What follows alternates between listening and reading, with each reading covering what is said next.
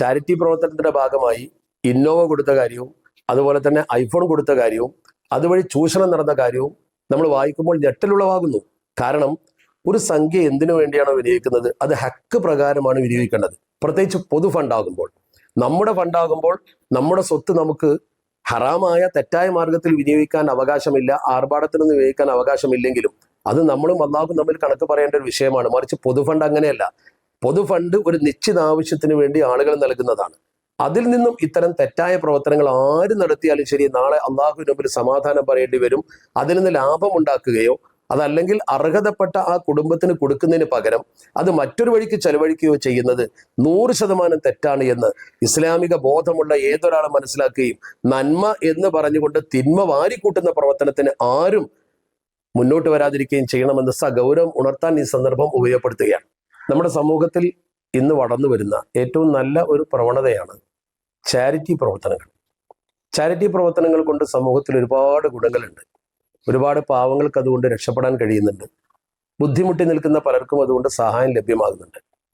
പക്ഷേ അതേസമയം ചാരിറ്റിയുടെ മറവിൽ ചില ആളുകളെങ്കിലും അവർക്ക് സമ്പാദ്യമുണ്ടാക്കാൻ വേണ്ടി ഈ ചാരിറ്റിയെ ദുരുപയോഗം ചെയ്യുന്നുണ്ട് എന്നത് ഈയിടെയായി വന്ന വാർത്തകളും സോഷ്യൽ മീഡിയയിലെ ചില വൃത്താന്തങ്ങളുമൊക്കെ നമുക്ക് കൃത്യമായി ബോധ്യപ്പെടുത്താൻ ഉപകരിച്ചു. നമുക്ക് ബോധ്യപ്പെട്ട ഈ കാര്യം വെച്ചുകൊണ്ട് പറയട്ടെ, ഇന്ന് ഈ ചാരിറ്റി പ്രവർത്തനങ്ങൾക്ക് പലപ്പോഴും നല്ല തുക നീക്കി വെക്കുന്ന ബിസിനസ്സുകാരുണ്ട്, സമ്പന്നരായ ആളുകളുണ്ട്. അവരെ പോലെ തന്നെ വളരെ പാവപ്പെട്ട ആളുകൾ പോലും കൂലിപ്പണി എടുത്ത് സമ്പാദിക്കുന്ന പണത്തിൽ നിന്ന് ഇതിലേക്ക് പണം കൊടുക്കുന്നവരുണ്ട്. അതിൻ്റെ ഒരു കാരണം പലപ്പോഴും ഈ ദുരിതം അനുഭവിക്കുന്ന ആളുടെ ആ വീഡിയോ പ്രദർശിപ്പിച്ചുകൊണ്ടാണ് നമ്മൾ ഈ ചാരിറ്റിയിലേക്ക് പണം സ്വരൂപിക്കാൻ ആവശ്യപ്പെടുന്നത്. ആ രംഗം ഇങ്ങ് കാണുമ്പോൾ മനസ്സലിഞ്ഞ ഏതൊരു വ്യക്തിയും അവൻ്റെ വീട്ടിൽ ദാരിദ്ര്യമുണ്ടെങ്കിലും അത് മറന്നുകൊണ്ട് എന്തെങ്കിലും ഒരു സഹായം നൽകും. അങ്ങനെ ചെറിയ ചെറിയ സഹായങ്ങളിലൂടെയാണ് ഇതൊരു വലിയ സഹായമായി മാറുന്നത്.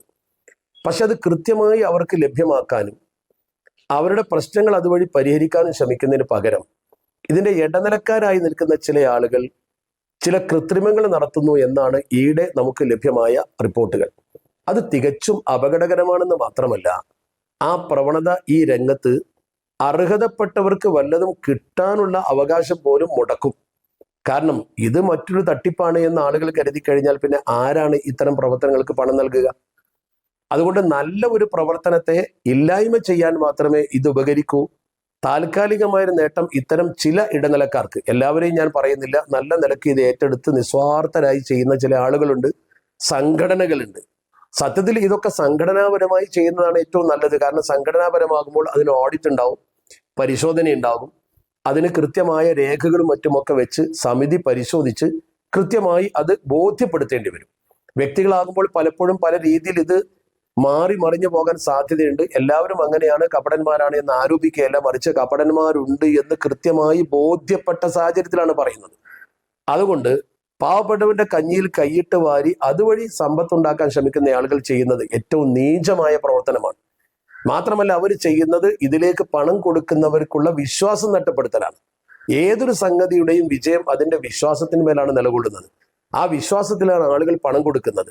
ആ വിശ്വാസം നഷ്ടപ്പെട്ടാൽ ഈ സംവിധാനം തന്നെ ജനങ്ങൾ കൈയൊഴിക്കുമെന്ന് മാത്രമല്ല, ഒരുപാട് പാവങ്ങൾക്ക് ഇതിന്റെ ബുദ്ധിമുട്ട് അനുഭവിക്കേണ്ടി വരും. കൂട്ടത്തിൽ ഒരു കാര്യവും കൂടി പ്രധാനമായി പറയാനുണ്ട്. നമ്മൾ ഇത്തരം വിഷയത്തിൽ ബന്ധപ്പെട്ട് നോക്കുമ്പോൾ ഇത്തരം ആവശ്യക്കാരായ ചില പാവപ്പെട്ട ആളുകൾ, അവർക്ക് ഒരുപക്ഷെ മക്കളെ കെട്ടിക്കാനാവും, അല്ലെങ്കിൽ കടുത്ത രോഗം ബാധിച്ച് വലിയ തുക ചെലവാക്കി ചികിത്സിക്കാൻ അവർക്ക് നിർബന്ധിതാവസ്ഥ വന്നിരിക്കും. കിഡ്നി ഉദാഹരണമായി പലപ്പോഴും 2 കിഡ്നിയും നഷ്ടപ്പെട്ട് കിഡ്നി രോഗിയായി കഴിഞ്ഞാൽ റീപ്ലാന്റ് ചെയ്യണമെങ്കിൽ ഏകദേശം 30 ലക്ഷം രൂപയോളം പലപ്പോഴും വരും.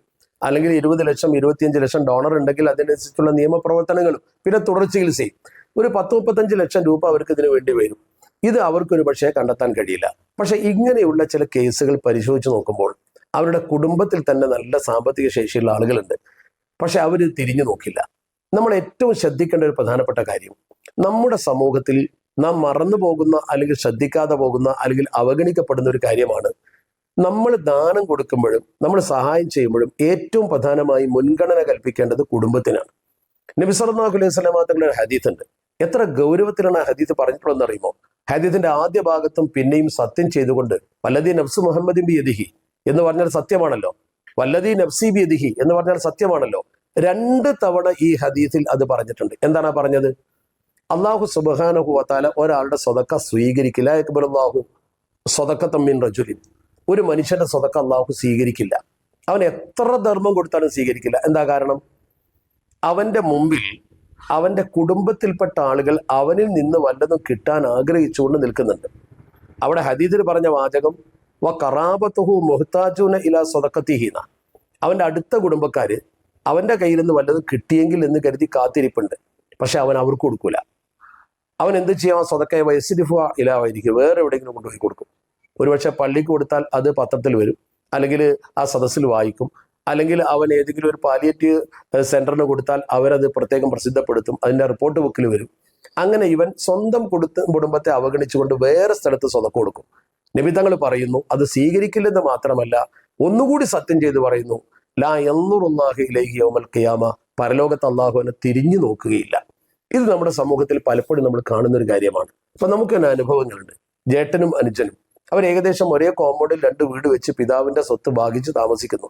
ഒരാൾ ഗൾഫിൽ പോയി നല്ല ബിസിനസ്സായി നല്ല പണമായി ഇഷ്ടംപോലെ സമ്പാദ്യം, മറ്റേ ആൾ കൂലിപ്പണിക്കാരനാണ്. 2 കുട്ടികളും മുറ്റത്ത് കളിക്കുന്നു, 2 കുട്ടികളും ഒരുപോലെ വളരുന്നു. ഒരാളുടെ മക്കൾക്ക് നല്ല സ്വർണ്ണാഭരണങ്ങൾ, അതുപോലെ തന്നെ നല്ല ഉടയാടകൾ, അവർക്ക് നല്ല ആഘോഷപരമായ ഭക്ഷണങ്ങൾ, ആഘോഷ ദിനങ്ങളിൽ അവർക്ക് സന്തോഷകരമായ ടൂറ്. എന്നാൽ ഈ നാട്ടിൽ ജോലി ചെയ്യുന്ന ഈ പാവപ്പെട്ടവൻ, അവന്റെ സഹോദരനാണ്, ജേട്ടനാവട്ടെ അനുജനാവട്ടെ, അവന്റെ മക്കൾക്ക് കാര്യമായി ആഭരണങ്ങളൊന്നുമില്ല, നല്ല ഭക്ഷണങ്ങളില്ല, നല്ല വിദ്യാഭ്യാസമില്ല. അവർക്ക് ഈ ആളുടെ കയ്യിൽ നിന്ന് എന്തെങ്കിലും ഒന്ന് കിട്ടിയാൽ കൊള്ളാം, പെരുന്നാളൊക്കെ വരുമ്പോൾ എന്തെങ്കിലും ഒന്ന് അവർ തന്നാൽ നല്ല വസ്ത്രം എടുക്കാമായിരുന്നു എന്ന് ധരിച്ചു നിൽക്കുന്ന കുട്ടികളും ആ കുടുംബവും. നേരെ മറിച്ച് ഇവർക്ക് നല്ല പണമുണ്ട്, കൊടുക്കില്ല. പക്ഷെ അവരെന്ത് ചെയ്യും? വേറെ എവിടെയെങ്കിലും കൊണ്ടുപോയി വലിയ സംഭാവന കൊടുക്കും. ആ സംഭാവന അള്ളാഹു സ്വീകരിക്കില്ല എന്നാണ് ഈ പറയുന്നത്. അതിന്റെ അർത്ഥം പള്ളിക്കോ മദ്രസക്കോ പാലിയേറ്റീവ് പ്രവർത്തനത്തിനോ കൊടുക്കരുത് എന്നല്ല. എത്ര ഗൗരവത്തിലാണ് പറഞ്ഞ വാക്ക്. 2 തവണ സത്യം ചെയ്തുകൊണ്ട് പറഞ്ഞു. 1 തവണ സത്യം ചെയ്ത് നബി തങ്ങൾ പറഞ്ഞു അള്ളാഹു ആ സ്വതക്ക സ്വീകരിക്കില്ല.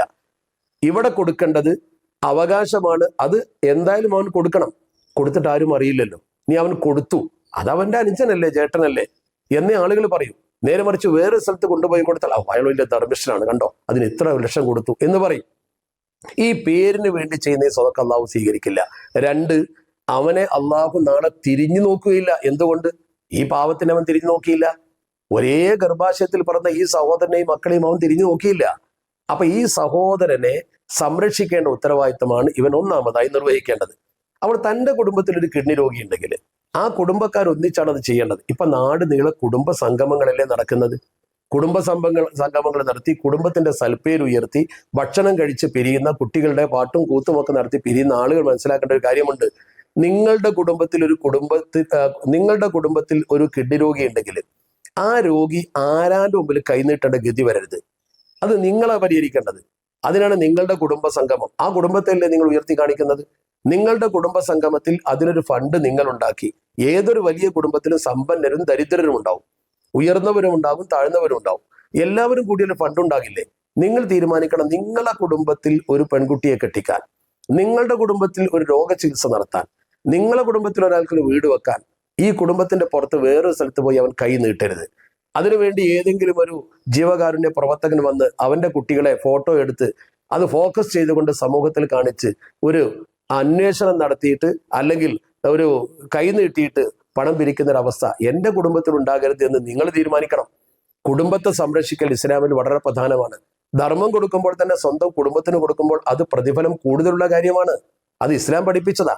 ആ ഒരു ഇസ്ലാമിക ബോധം, ആ ഒരു സാമൂഹ്യ ബോധം എല്ലാ കുടുംബക്കാരും വ്യക്തമായി നടപ്പാക്കി കഴിഞ്ഞാൽ പിന്നെ ഇത്തരം ആവശ്യമില്ലാതെ വരും. കാരണം ഏതൊരു കുടുംബത്തിലും രോഗി ഉണ്ടെങ്കിലും അയാളുമായി രക്തബന്ധമുള്ള അല്ലെങ്കിൽ കുടുംബ ബന്ധമുള്ള ഏതെങ്കിലും നല്ല സമ്പന്നരായ ആൾ ഉണ്ടായിരിക്കും. ആ ആളുകൾ അത് ചെയ്യേണ്ടതാണ്, അതൊന്നും ചെയ്യുന്നില്ല. എന്നാൽ അപൂർവം ചില ആളുകൾക്ക് ബന്ധുക്കളോ ബന്ധങ്ങളോ ഒന്നുമില്ലാതെ ഒറ്റപ്പെട്ടവരുണ്ടാവും. അവരെ സമൂഹം ഏറ്റെടുക്കണം. അതിന് മഹല്ല് കമ്മിറ്റികളും മുന്നോട്ട് വരണം. ശരിക്കും ഈ പാലിയേറ്റീവ് പ്രവർത്തനങ്ങളൊക്കെ നൽകേണ്ടത് അല്ലെങ്കിൽ പ്രവർത്തിക്കേണ്ടത് മഹല്ല് കമ്മിറ്റികൾ അവരുടെ ഉത്തരവാദിത്തമായി ഏറ്റെടുക്കണം. ഒരു മഹല്ല് കമ്മിറ്റി എന്ന് പറയുമ്പോൾ ആ മഹല്ലിലെ പള്ളിയുടെ ഭൗതിക സംരക്ഷണം മാത്രമല്ല, കെട്ടിടം മെയിൻ്റെനൻസ് ചെയ്യുക, അതല്ലെങ്കിൽ അവിടെ ആളെ നിർത്തുക, വരിസംഖ്യ പിരിക്കുക, ആവശ്യമുള്ളപ്പോൾ നിർദ്ദേശങ്ങൾ ജനങ്ങൾക്ക് നൽകുക എന്നതിന് പുറമെ അവിടെ ഒരു കിഡ്നി രോഗി ഉണ്ടെങ്കിൽ അയാൾക്ക് വേണ്ടി പണം സ്വരൂപിച്ചുകൊണ്ട് അത് നിർവഹിക്കേണ്ട ഒരു കടമ മഹല്ലിനുണ്ട്. ആ മഹല്ല് കമ്മിറ്റി അത് ചെയ്യേണ്ടതാ. കാരണം നബി സല്ലല്ലാഹു അലൈഹി വസല്ലം തങ്ങൾ മദീന പള്ളിയിൽ അങ്ങനെയാണ് ചെയ്തിരുന്നത്. ഓരോരുത്തർക്കും സാമ്പത്തിക വിഷമം നേരിടുമ്പോൾ നബിത്തങ്ങൾ അവിടെ വെച്ച് പണം സ്വരൂപിക്കും. എന്നിട്ട് അവരുടെ പ്രശ്നം പരിഹരിക്കാൻ ആവശ്യമായ കാര്യം ചെയ്യും. സൽമാൻ ഫാരിസി റളിയല്ലാഹു തആല അൻഹു ഇസ്ലാമിലേക്ക് കടന്നു വരാൻ ജൂതൻ അദ്ദേഹത്തെ മോചിപ്പിക്കണം, അടിമയാണ്. ആ അടിമ മോചനത്തിനുള്ള തുക ആ പള്ളിയിൽ വെച്ചാണ് നബിത്തങ്ങൾ പറഞ്ഞുണ്ടാക്കിയത്. അയിനു അഹാക്കും എന്നാണ് നബിത്തങ്ങൾ പറഞ്ഞത്. അതിൽ ഒരുപാട് വലിയ സന്ദേശമുണ്ട്. അയിനു, നിങ്ങൾ സഹായിക്കണം, അഹാക്കും, ഈ സഹോദരനെ. ആ ഉപയോഗിച്ച പദം നമ്മൾ വളരെ ഗൗരവത്തോടെ കാണണം. ഞാൻ അങ്ങനെ പറയാൻ കാരണം, വിവേകാനന്ദ സ്വാമികൾ അമേരിക്കയിൽ പോയിട്ട് അവിടെ ലേഡീസ് ആൻഡ് ജെന്റിൽമാൻ എന്ന് പറയുന്നതിന് പകരം അദ്ദേഹം പറഞ്ഞൊരു വാചകം അമേരിക്കയിലെ സഹോദരി സഹോദരന്മാരെ, ബ്രദേഴ്സ് ആൻഡ് സിസ്റ്റേഴ്സ്. അത് പറഞ്ഞപ്പോൾ ആളുകൾ അത്ഭുതപ്പെട്ടു. അമേരിക്കയിലെ സഹോദരി സഹോദരന്മാരെ, അമേരിക്കക്കാരനെ ഇവിടുന്ന് ഒരാൾ വന്നിട്ട് സഹോദരി സഹോദരൻ എന്ന് വിളിച്ചത് ലോകത്ത് വലിയ വാർത്തയായി. അതിന്റെ എത്രയോ മുമ്പ് നബിത്തങ്ങൾ ആരെയായി പറയുന്നത്? സൽമാൻ ഫാരിസിയെ. ആരാ സൽമാൻ ഫാരിസി? പേർഷ്യക്കാരനാ. അറബിയല്ല അയാൾ, അറബിയല്ല സ്വഹാബി, അയാൾ പേർഷ്യയിൽ നിന്ന് വന്ന ആളാ. എന്നിട്ടും നബിത്തങ്ങൾ പറഞ്ഞു അഹാക്കും, ഈ സഹോദരനെ നിങ്ങൾ സഹായിക്കണം. ആ ഒഹുവത്ത്, സ്നേഹം ശരിക്കും പ്രകടമാക്കി കൊടുത്തു. അന്യനാട്ടിൽ നിന്ന് വരുന്ന ഒരാൾക്ക് ആ പള്ളിയിൽ വെച്ച് മോചനദ്രവ്യം നബിത്തങ്ങൾ സ്വരൂപിച്ചു കൊടുത്തു. അത് വലിയ തുകയായിരുന്നു. ഒരു ഈത്തപ്പനത്തോട്ടവും അതുപോലെ തന്നെ സ്വർണവും, അത് വലിയ വിഷയമാണ്. അത് അവിടെ വെച്ച് സാധ്യമാക്കി. അതിന്റെ സാധുത നബിത്തങ്ങൾ കണ്ടെത്തി. എന്നതുപോലെ നമ്മുടെ മഹലിൽ ഇത്തരം ഒരു രോഗിയുണ്ടെങ്കിൽ നമ്മളത് ചെയ്താൽ ഈ വ്യാജമായ പ്രവർത്തനം നടക്കില്ലല്ലോ. അതിനുവേണ്ടി പ്രത്യേകം ഒരാളുകൾ ഇറങ്ങി വന്ന് ചെയ്യേണ്ട കാര്യമില്ലല്ലോ. ഇതൊക്കെ വ്യക്തികളെ ഏൽപ്പിക്കുകയോ അല്ലെങ്കിൽ ഏതെങ്കിലും ആളുകളെ ഏറ്റെടുക്കുകയോ ചെയ്തുകൊണ്ട് ദുരുപയോഗത്തിന് വഴിവെക്കുന്നതിന് പകരം ഉത്തരവാദപ്പെട്ട മഹല്ല് കമ്മിറ്റി അതിനുവേണ്ട പ്രവർത്തനങ്ങൾ ആവിഷ്കരിച്ച് നടപ്പാക്കിയാൽ ഭംഗിയായിട്ട് നമുക്ക് ചെയ്തുകൂടെ? അതിലേക്ക് ശ്രദ്ധ ക്ഷണിക്കുകയാണ് നമ്മൾ ചെയ്യുന്നത്. എല്ലാ മഹല്ല് കമ്മിറ്റിക്കും ചിലപ്പോൾ കഴിഞ്ഞുകൊള്ളണമെന്നില്ല. അവർക്ക് ഗൾഫ് കമ്മിറ്റികൾ ഉണ്ടാവും. അവരൊക്കെ കൂടി ചേർന്നുകൊണ്ട് ഒരു ചെറിയ തോതിൽ ഫണ്ട് ഉണ്ടാക്കിയിട്ടെങ്കിലും ഇത്തരം പ്രവർത്തനങ്ങൾക്ക് മുന്നോട്ട് വരണം എന്ന് കരുതി നല്ല നീയത്തോടു കൂടി സൂക്ഷ്മമായി ആരെങ്കിലും ഇത്തരം പ്രവർത്തനങ്ങൾക്ക് മുന്നിൽ നിൽക്കുന്നുവെങ്കിൽ അവരെ വേദനിപ്പിക്കാനല്ല എന്നുകൂടി സൂചിപ്പിക്കട്ടെ.